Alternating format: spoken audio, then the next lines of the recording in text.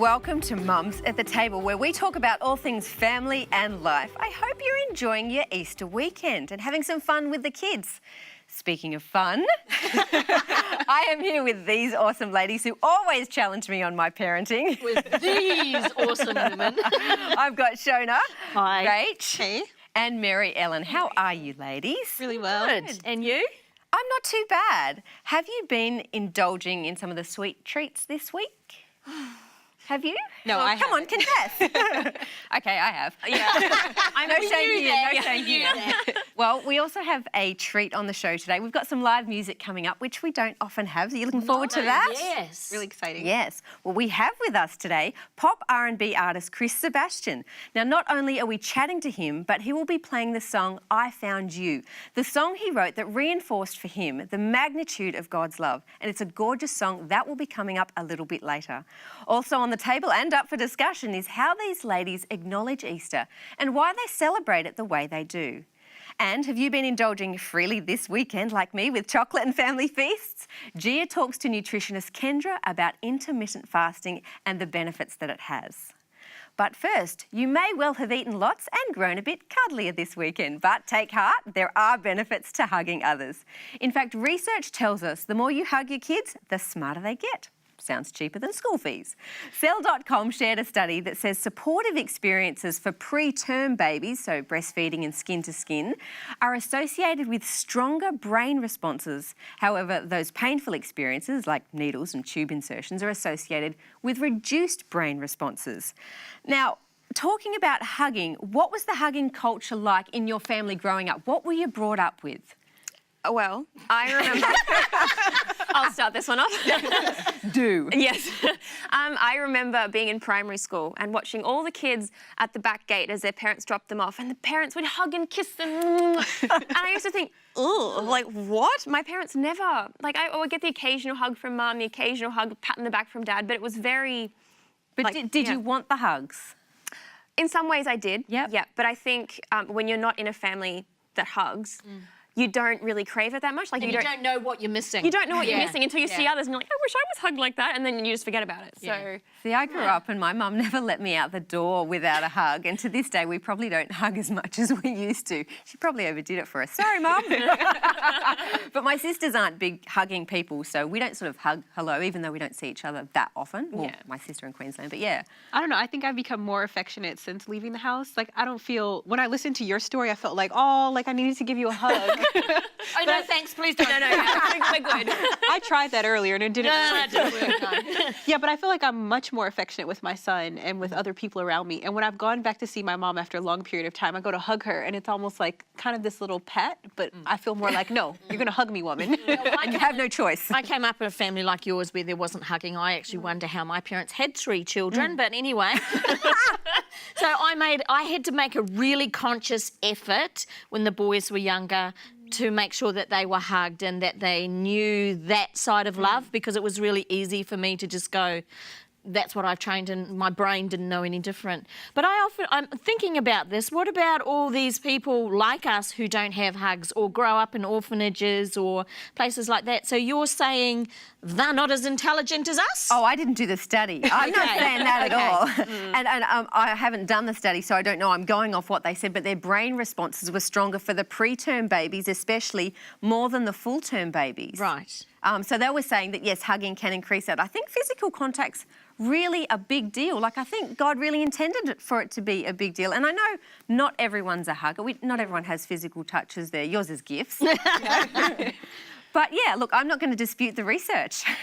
I would a bit. I'm not sure about that. I think there's a lot of people who grow up in abused homes who are still intelligent people. I don't think you can just label people I like don't think that. it was saying intelligent versus non-intelligent. Yeah, it's just saying brain development. Like, the brain can develop... So I've got a little tiny brain then because I didn't get a lot of hugs. I just think the brain develops in many different ways. So it could be emotional intelligence, it could be just sensitivity, things like that. But I wonder if parents have a difference between the way that they hug in the beginning, in the early stages, because you have this cuddly little kid versus when they become teenagers and they start pushing you away. Well, yeah, I remember when the boys were about 8 or 9, it was like, don't kiss me in the car, don't hug me, you know, I just want to get out of the car and get to the gate. So, you know. Yeah, I'm trying to take in all the hugs that I can while my girls are young and, you know, I'm still...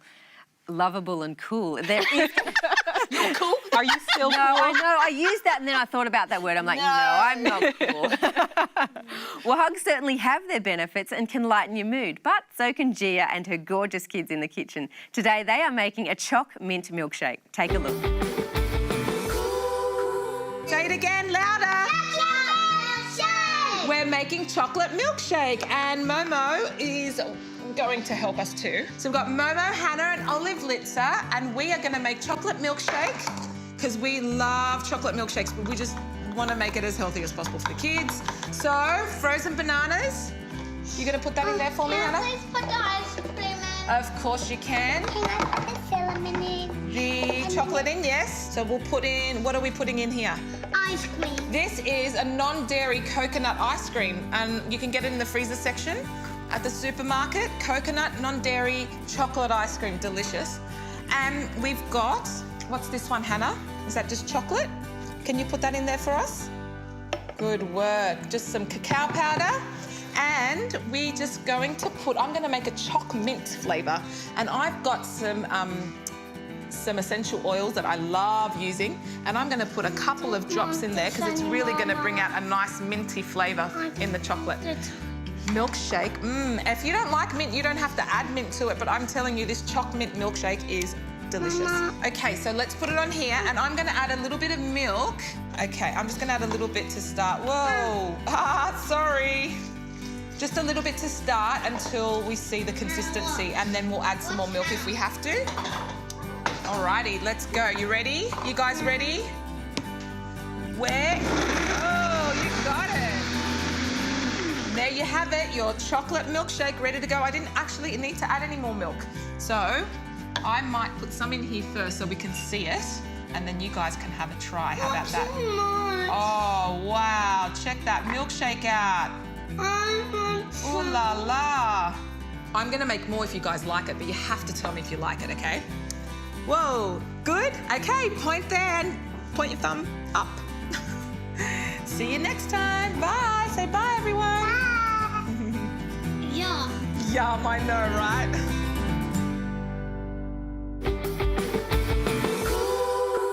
Well, if you want more healthy foods, we are happy to help you out. We're giving away Sanitarium's nourishing cookbook with lots of delicious recipes. So do you want a free copy?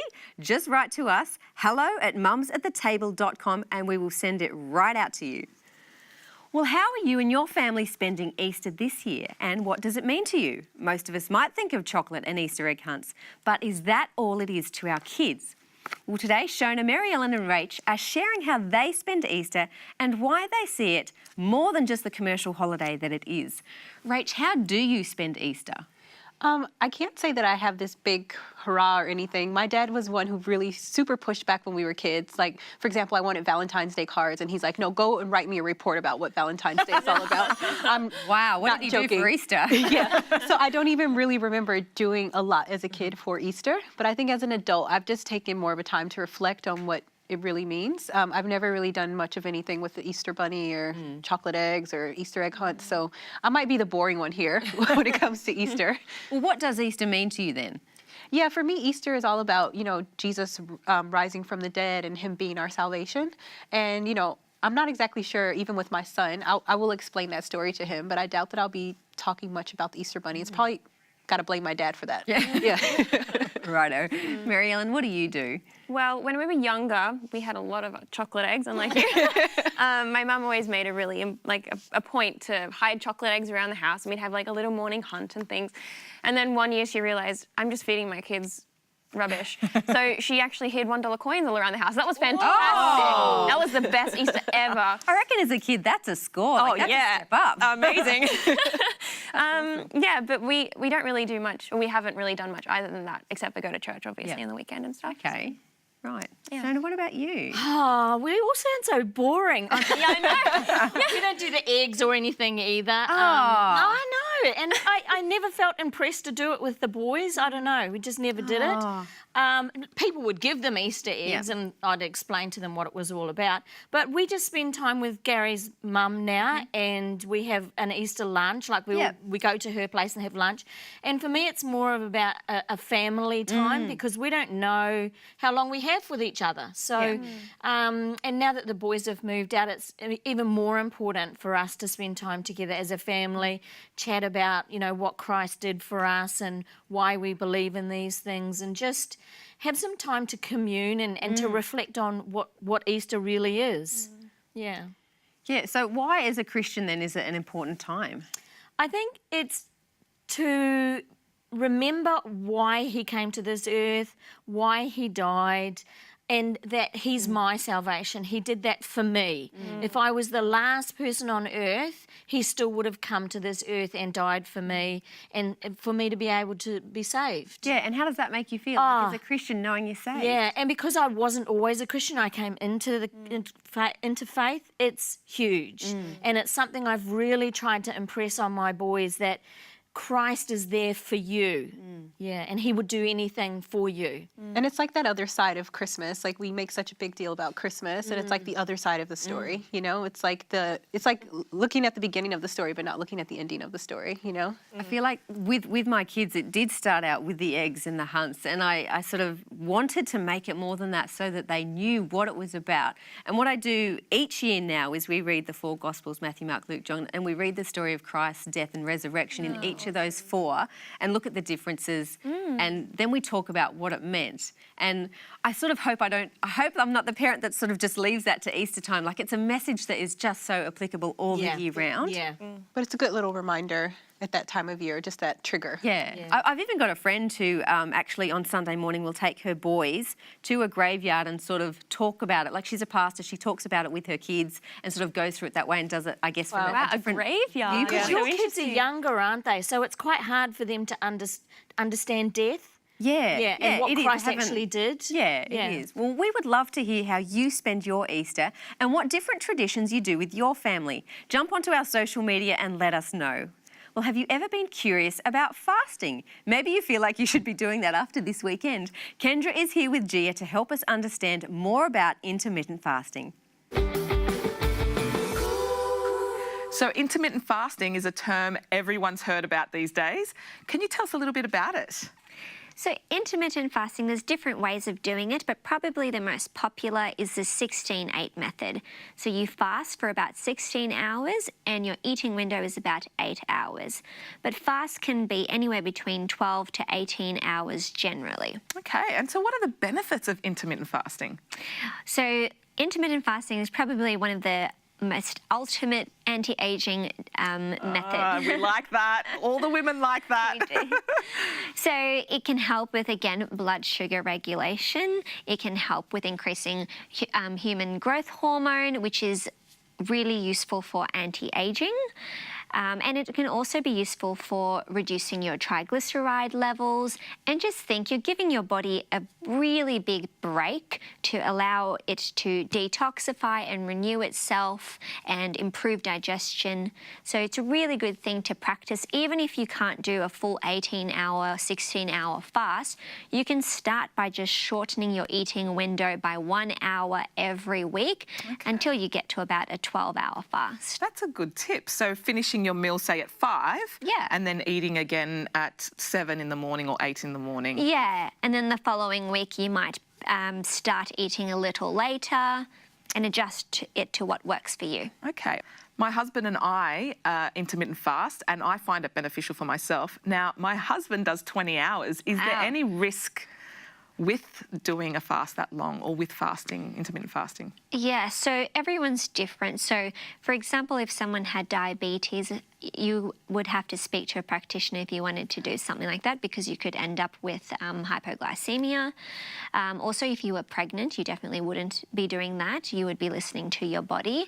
So there are definitely certain conditions where it's definitely not recommended. So it's always good to just chat to your doctor before engaging on such a new diet. Yes, that's a good tip. Talking to a doctor or a practitioner, not doing it when you're pregnant. Yes. And people that have problems with hypoglycemia or people that have issues with diabetes isn't a very good idea to be going for a long extended period of a fast. Yes. thank you so much. They were great tips, and thank you for coming today. Thanks for having me, Gia. See you guys next time. Well, from a young age, he knew that music was going to be a part of his future, and he has made it just that. We're sitting down to chat about life and his song, I Found You, his dedication to rediscovering Christ with the very talented musician, singer-songwriter Chris Sebastian. Chris, welcome, and thanks for joining us on Thank you for having me. I'm Mum's excited. Table. It's going to be fun. Now, you said that you knew music was going to be a big part of your life from a young age. So who introduced you to music? That's actually really hard because I think I was always running towards it anyway. So Mum and Dad had stuff around the house. Dad had all these really old school Motown records and stuff around the house. So I think I was always going to get into it. But I don't think there was like a single person. I think I just loved it from the start, from the very beginning. So can you identify any influences that you've had then? As in family-wise? Oh, that too.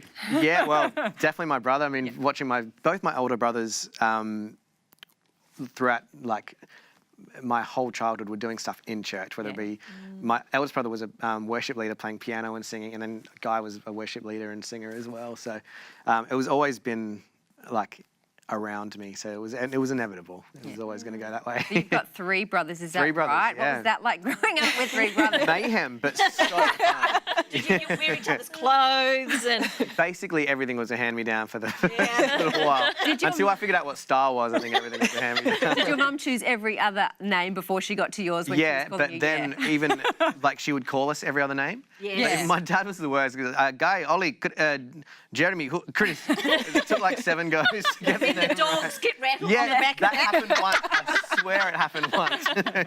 We What? make fun of it all the time. I'm like, you called me the dog's name. You remembered mine. Far out. Too much for a mum. I know. Look, you do Yeah. come from a fantastically musical family, and your brother's sort of been before you in the industry. Was he Yeah. able to sort of give you any advice as you came Absolutely. into That's this? so much, and still advice, lectures. No, it's always come from a really Yeah. it's always been love, and it's always been protection, and always from a place of just genuine brotherly love. So When did you find that you kind of developed your style? Because just being surrounded by music. yeah, that's actually really hard. It took a really long time. I was in a metal band growing up, Wow. which no one would be able to pick. I sang so much rock, but I've always loved R&B. I've always loved Motown. So that honestly didn't happen until, I reckon, 2012. I sort of honed into my sound. I've done everything from R&B to, I did a bit of classical for a bit, which was weird. I didn't love that. But yeah, I found myself musically in about 2012. Okay. Yeah. And since then, what's happened? Like, I assume, like, you've really written a lot of music. Yeah, it's pretty much all I do every day. I'm writing and recording and touring as well, which has been really fun. So music is literally everything that I do at the moment.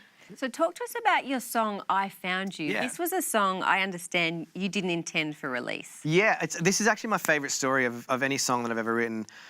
Because I write every day, so it's something that I'm constantly doing, whether it be for myself or for other people. I sat down like I always do. Whole intention, I wanted to write a song.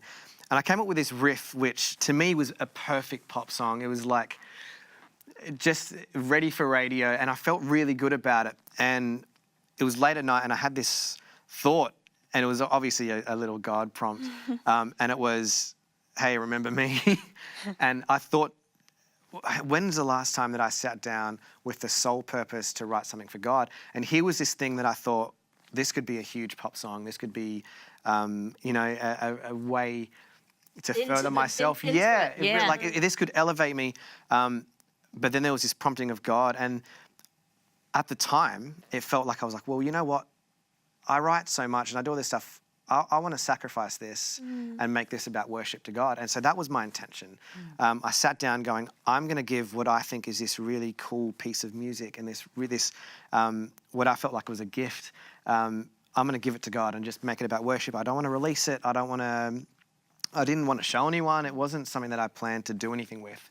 It was literally just intended to be between me and God. So how does it come to be released then? Well, I recorded it. Yeah. And I took it to a friend of mine, and he's not a church guy. Like he's just a producer friend of mine, and he was, in his words, he just said, "This is too powerful to not release. Wow. You've got to show people this," and that was huge for me. I think when you're showing someone who doesn't obviously have the same faith and doesn't like have the same beliefs as you, for them to get that message and for them to be impacted by it, that was huge for me. That's the reason I make music. That's the beginning and the end of the stories. I make music to make people feel, to share a message and to tell a story. And for him to pick up on that with no background, I didn't tell him the story.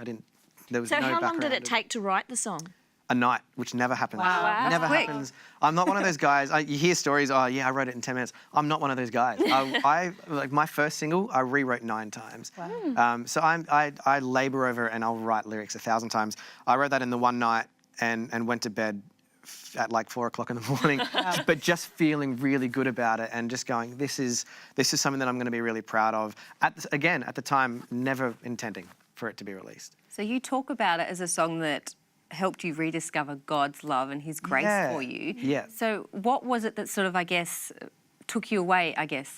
Yeah, so I didn't have like the testimony of going away from God. I didn't have a crazy story about how I walked away. And what it was is almost like a rediscovery of the magnitude of God's love. And that is this, come to me as you are. You are perfect the way that you are.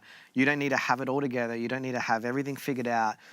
Come to me the way that you are, and I will love you. And that's this scandalous thing that I wanted to sort of talk about, which we forget. Yeah, we do. How often at times, I know for me, I don't know if this is everyone's story, but I know for me, at times I'm like, no, I've got to be doing things right for a certain amount of time before I can wholly come to God and Well, freely you've got to come to dot God. the I's and cross the T's and be perfect. And that's the opposite of the gospel. That for me was like, that moment was, wait, how have I been getting it so wrong for so long? I don't need to have it figured out. God wants me to come to him in every state, in every situation that I'm in. And that's where I wrote that song from. It was real. It wasn't somebody else's story. It was mine. I didn't go away. I don't have this crazy past story that I can share. I don't. And I'm grateful for that.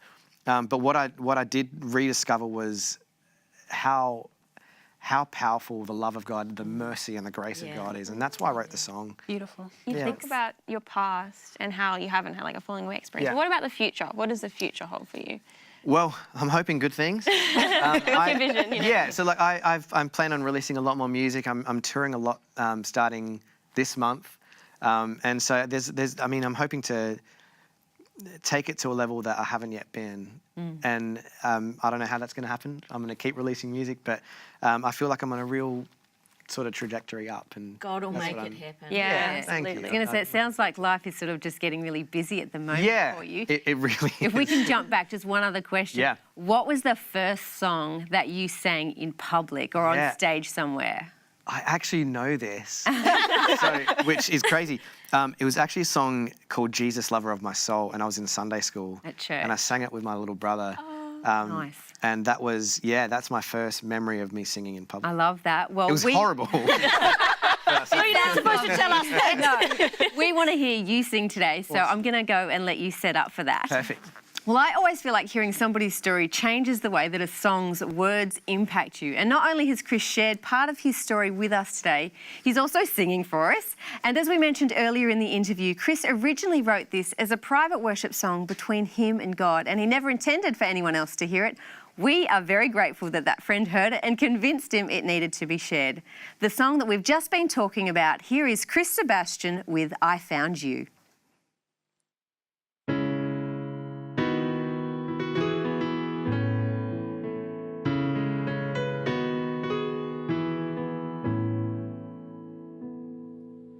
I'm a little bit broken, a little bit bruised, a little bit worn, a little bit used, but somehow I'm all that matters to you. I'm a little bit selfish, a little bit rude, a little too late to tell you the truth, but somehow none of that matters to you. You only see me as one thing, you see me as yours, despite all my failures and all of my flaws. You look at me like nobody else can, and I had your attention just the way that I am. I've been looking for you now for all my life. I can't believe I found you. You've been waiting patiently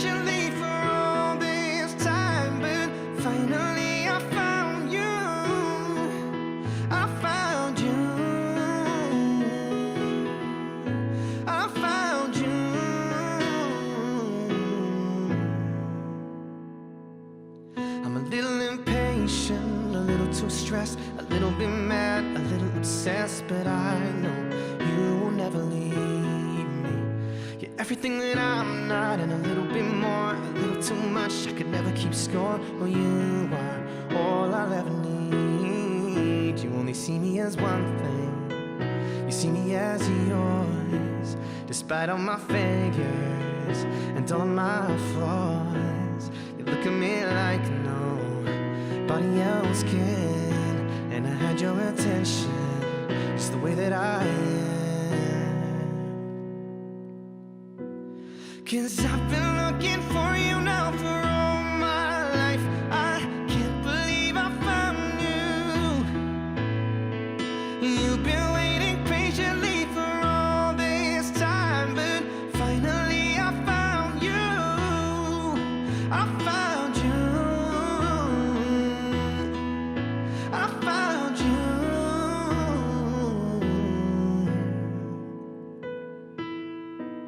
And I'm not worthy of, I'll never be alone, so scandalous. And I can see that ever since the start, you only won my heart. And I've been looking for you now for all my life. I can't believe I found you. And you've been waiting patiently for all this time, but finally I found you. I found you. I found you.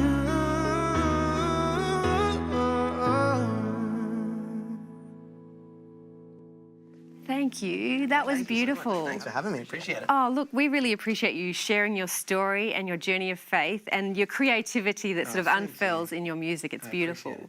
So if people want to download this song, Yeah. where can they find it? Everywhere. So Spotify, iTunes, Apple Music, all the regular places you're going to find it. Awesome. No worries. Well, thanks again for being with us Thanks for here on having me. You Mums guys at are the awesome. Table. And thanks to Shona, Mary Ellen and Rach for the chats today. And thank you for joining us. That is all we have time for, but we are back next week with more fun parenting to sort through. Now, in the meantime, you can follow us on Facebook at facebook.com/Mums at the Table and catch up on full episodes of the show on our Mums at the Table YouTube channel. And if you're an Instagram savvy person, I'm just learning to be, check us out for regular content on our Mums at the Table account. Also, if you want to join our community, we have a Mums at the Table group on Facebook. We would love to have you there as part of our community. We will see you next week. Bye for now.